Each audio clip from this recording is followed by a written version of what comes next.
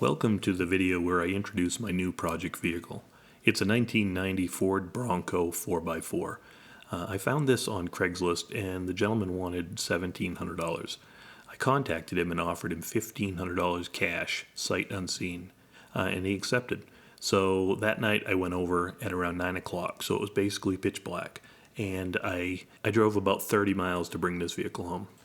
Today we're going to start inspecting this vehicle to see how much work I'm going to need to even get it out on the trail. And as you can see, the paint and the body aren't in the best shape, but for $1,500 I think I've done pretty well. So let's get started on looking at this 1990 Bronco 4x4. So we'll start on the exterior of this Bronco. Most of the exterior looks like it's pretty well stock, but something brought my eye to the front fender. The front fenders seem to be a fiberglass fender, and they seem to be a pre-runner style fender. There's a lot more clearance around the front wheel and tire. But the thing that goes along with that is there doesn't seem to be any inner fender wells, which is interesting. So at a first glance, you can see that the door is too close to the front fender, and it is starting to tear up that fiberglass. So since we're right by the driver's side front door, let's take a look. So upon opening the door, I noticed that we have an Eddie Bauer interior, which is kind of nice, although it is definitely showing its age. There are velour bucket seats and a tan interior. We'll end up spending some time on projects on the inside of this vehicle. So then as we move around the front of the vehicle, we notice there's a fiberglass hood. I'm not sure why anybody would want a fiberglass hood, because it is about the same weight as the steel hood, and you do not get the spring hinges on that, so you have to lift it up manually. Under the hood you can see a 5-liter V8 with air conditioning. But you can also see a lot of backwoods mechanic work. The other thing up front is I noticed that it didn't look like a 1990 front grille, and it appears like it's a 1993 front grille and lights. It's pretty obvious that it's missing a front bumper, and that will be another project in the future. As we move around to the wheels and tires, the wheels they look pretty nice. They're a Ford truck rim, stock, but a lot newer vintage. The only issue is that in order to make it work on this vehicle, they used 1.5-inch spacers to space the wheels out so they didn't rub on all the suspension parts. And a spacer is probably not the way I'm going to want to go in the long run, so I'll probably end up having to get new wheels for that. On those stock Ford rims come 35-inch tires, which gives this a very performance stance. So at this point we're going to start lifting up the Bronco and start looking at some of the mechanical stuff underneath. As I move forward on this project Bronco, I would like to make sure that all of the YouTube viewers that are watching this contact me and tell me if there's anything that they would like to see done to this Bronco. Because I plan on going through all of the mechanical stuff and mostly replacing everything with stock, but there will be some performance upgrades that I will do with this vehicle. So now that we're underneath the vehicle, I'm looking at the rear brakes, and on the passenger side you can see there's no sort of leakage showing there, but as we move over to the differential, we can see there's some oil and dust buildup at the bottom, which means there is a slight leak there somewhere. So we'll have to dig into that. And then as we move around to the driver's side rear brake, we can see there's some oil and dust buildup, which means there's probably a wheel bearing or a wheel seal that is actually leaking a little bit, or it could be a wheel cylinder. So now we go back over to the passenger side, and I'm going to give this wheel a shake. I'm going to move it up and down and left and right to see if we're having any issues with the wheel bearings.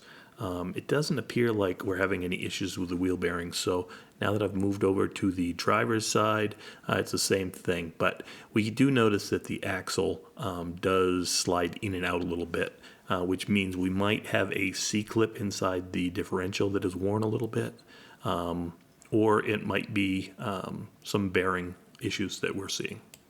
Now we've moved around to the front of the differential, and we're looking at the flange, the input flange to the differential, and we notice there is an oil leak there. So obviously there's something going on, and as we move the tire back and forth, we can see that the differential flange itself is loose, as well as the bolts holding the drive shaft in place. So that's not good. We're going to have to fix that. Because with the loose bolts, there's a chance that the screw holes themselves have been elongated a little bit, so we might end up needing a new flange for that. Then we move up the drive shaft towards the front of the vehicle, and we see there is a center slip joint, and I'm just wiggling that back and forth to make sure that the splines in there are in good shape, and they do appear very tight, which is fantastic. Because that drive shaft is about a $300 drive shaft, even for a cheap aftermarket one. But even though the drive shaft looks in very good shape, I'll probably still tear that drive shaft out and rebuild it, because the last thing I want to do is break a universal while I'm out four-wheeling. So the front of the drive shaft we can see is a double cardan type, which is sort of a constant velocity joint. But it's made out of two universals and a center cap that keeps everything lined up and spinning well. So we will be digging into that a little bit later in another project. So as I wiggle this drive shaft up and down, I can see that there's a little bit of slop between the two flanges. And it turns out that these bolts here are loose also. So that's not very good. The only thing that I can think of is possibly just before the gentleman tried to sell this vehicle, maybe he had the drive shaft off and he just threw it in and finger tightened everything. So it's a good thing it didn't fall off on my 30-mile trip home. Now I move forward beyond the drive shaft and I go to the transfer case next. And upon looking at it, it's a Borg Warner transfer case. Now the transfer case is what will send the power to the front and the back differentials, and it'll also allow you to shift from high and low range two-wheel to four-wheel drive. The original tag is still on this transfer case, which is good in case I need to have the exact information later. But you can see the transfer case does have oil and dust buildup on it. So there is some leaking going on in that area, and I'll have to investigate that further as we progress with this project. And as we move forward in the vehicle, beyond the transfer case, we get to the transmission. Now this is an automatic transmission, and when you are looking to find out what kind of transmission you have, there is a chart that I'll show in a second that shows you the shape and the number of bolts that are in the transmission, and that's how you can tell what transmission you have, because there are quite a few transmissions that they put in these vehicles in the early to mid-90s. So it's important that you know exactly the type of transmission that you have. So this happens to be an E4 OD, which is an electronic 4-speed overdrive transmission. Now we've moved up to the front of the vehicle, and we're jacking it up so we can look and see if we can find any slop in any of the steering mechanisms or suspension. So here we swing around to the front end, and oh, we have an intruder, Tibby Dog. She's always sneaking around somewhere trying to figure out what I'm working on. So occasionally you'll see her walking into our videos. So again, like everything else, everything seems pretty tight on this vehicle. When I move the wheel back and forth, there's very little slop in any of the suspension parts.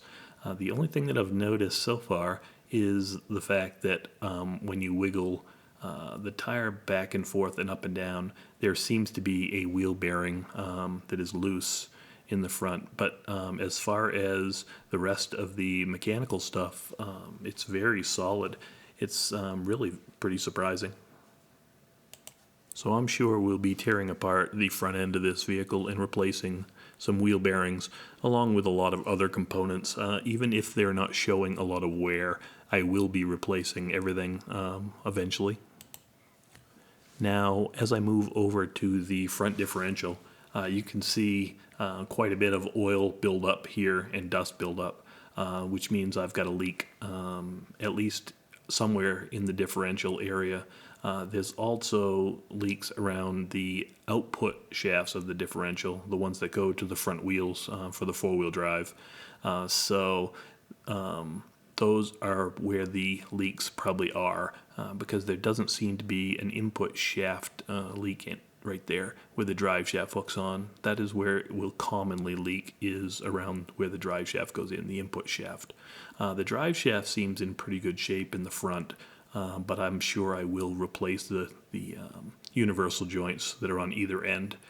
For those of you who are in the Rust Belt areas, you've probably noticed that there's very little corrosion under this vehicle.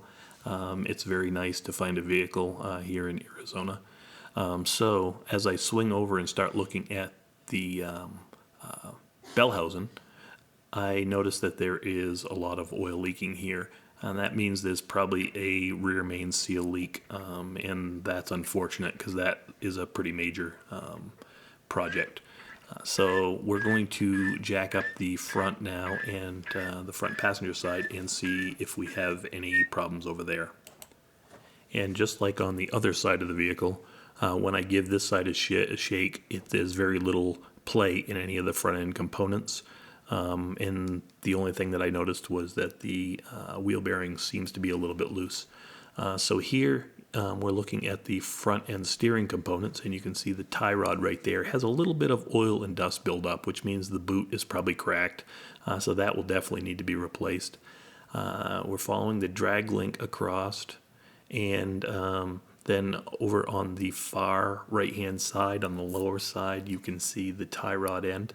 And above that is the pitman arm.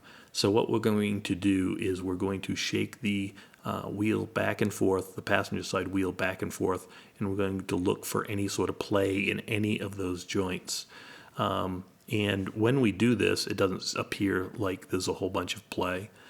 All of these components will end up being changed in the future, but the nice part is it really looks like, as long as the transmission and the motor are in relatively good shape, I should be able to take this out four-wheeling and enjoy it a little bit before actually doing all of the work needed to bring this 1990 Bronco back to four-wheeling condition.